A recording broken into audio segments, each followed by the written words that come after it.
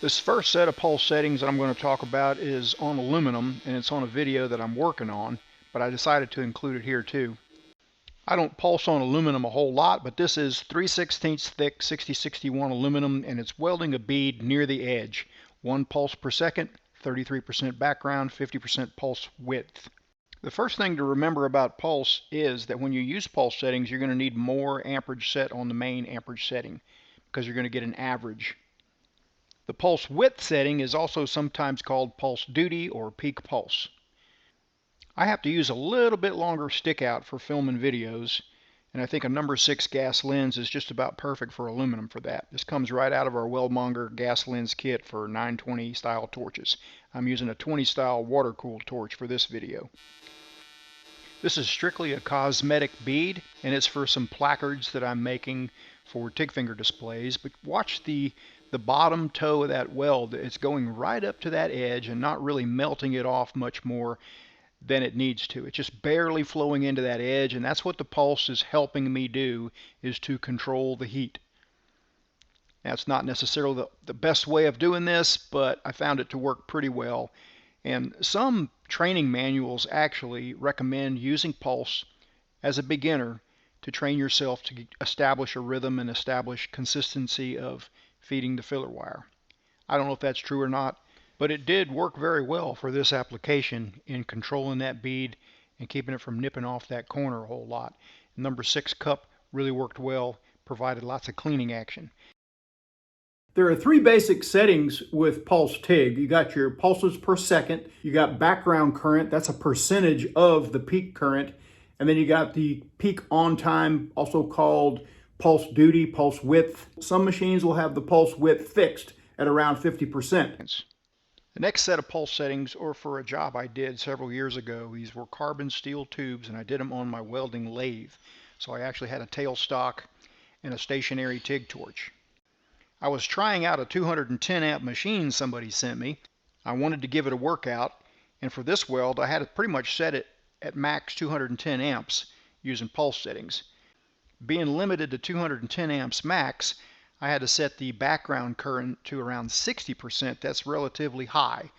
All I wanted was just a little bit of a difference, just a little bit of a pulse. So I set the background to 60% and pulse time or pulse width to 60%. And I was max pedal here. And it was just about right. Could have used a few more amps, but it got the job done. On this next job, which was a set of oil filter housings that my friend Roy was doing, we used 2 pulses per second and really low background and low pulse width settings. Burn through was a real concern on this job. Just a tiny weld is all it needed. The customer requirements were to not use filler metal, but that fitting had so much meat on it compared to the thin washer it was being welded to, didn't really need filler metal for strength. And a little bit of undercut wouldn't hurt anything on this job either. One of the challenges on this job was not having that fitting run into the cup, so we used a really long stick out with a Furic Clear number 12. And that allowed for using the stick out and still maintaining really good gas coverage. You can push a lot of gas out there when you got those secondary diffusers in there. This next job is the other end of one of the jobs I showed earlier. 60% background, 60% pulse width, 2 pulses a second. Instead of a stationary torch, I'm propping with a TIG finger right next to that weld. 2 pulses a second, and I'm just using lay wire, just leaving that wire in the puddle. Sometimes on turntable welds, if I've only got a few of them, I won't bother setting up any kind of a prop. I'll just prop with a TIG finger. And here you can see I'm propping right next to red hot metal with that TIG finger XL. No problem. Next one is a edge weld on some 11 gauge cold rolled steel. I find that using fairly high frequencies, starting at about 33 and going on up to about 100, can really help when you're welding on an edge or near an edge. It just helps make the beads stick. In this case, you want to build up. A lot of times you'd be doing 2 or 3 beads like this, building one on top of another.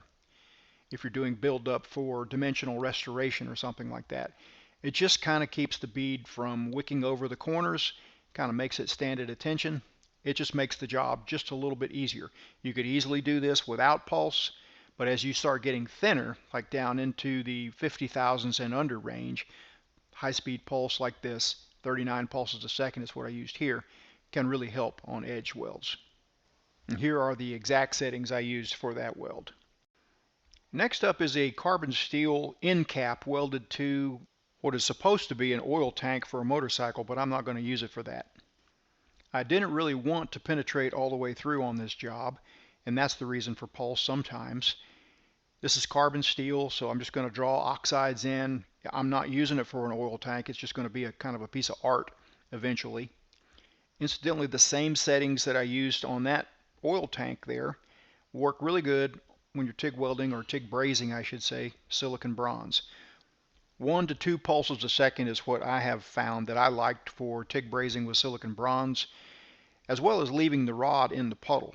It also really helps to use something like this Jazzy 10 ferrite cup here for better shielding. The better you can shield that silicon bronze puddle, the less scum and oxides you'll have in it. The cleaner the puddle, the better it flows. Remember that silicon bronze is not nearly as strong of a filler metal as ER70 type TIG rod. It's mainly for art and for ornamental stuff, like if you're welding handles on industrial furniture or something like that, it's plenty strong for that. But you wouldn't want to weld anything structural. You wouldn't want to weld a lifting lug using silicon bronze, in other words. It's not just for looks. It does have some practical uses. I find it kind of fun to work with.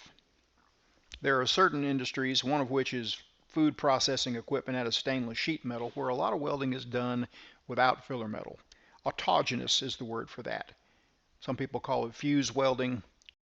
Using pulse can be pretty helpful in limiting heat input and kind of limiting distortion when you're doing this.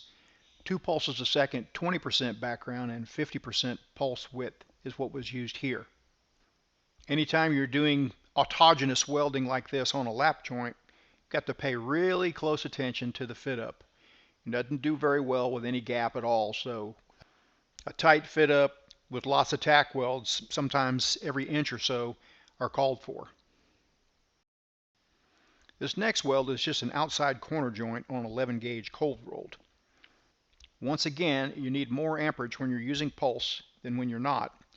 I've got this thing set at 142 amps. I wouldn't need near that much if I wasn't using pulse, but you get an average of the high pulse and the low pulse when you do use pulse, so that's why you need more amperage set on the machine. Here I'm just laying a 332 filler wire in there, walking over it with the pulse current, giving me kind of like that, I don't know, not really a stacked dimes look, but definitely distinct even ripples. It definitely helped with the overall heat input. You can kind of see the gas shielding moving along, and that heat affected zone is not all that wide for a cold rolled joint like this. Since I got my very first Dynasty 200 DX several years ago, most of the machines that I've come across have had pulse settings. Not all, but most, and I like to experiment with them. Some machines, like this CK MT200 I'm using here, have the pulse width fixed at 50%. I prefer to be able to adjust it myself, but I found that having it fixed is not such a huge deal. You can usually make something work either way. These are the same exact settings that I just used in that previous little clip. This is TIG brazing with silicon bronze with a 332 filler, just kind of leaving it in the puddle. Again, using a cup like a Jazzy 10 can really help with that shielding. The good shielding along with the pulse settings makes it a lot of fun on silicon bronze. Here's another carbon steel weld on a turntable, and I was able to just refer back to a previous video where I use a 210 amp machine. So I set this 280 amp machine on 210 amps with the background and the peak pulse on 60% like I did in the previous video. And then there were no surprises. Those settings worked really well on this joint as well. I use clear cups quite a lot, like this Jazzy 10 clear, mainly for the sake of filming. I can extend the electrode out, and the glowing electrode up in there kind of lights everything up and helps us all see the details better. Makes for a better arc shot. But it also does a great job on shielding, and it helps me see what I'm doing better too.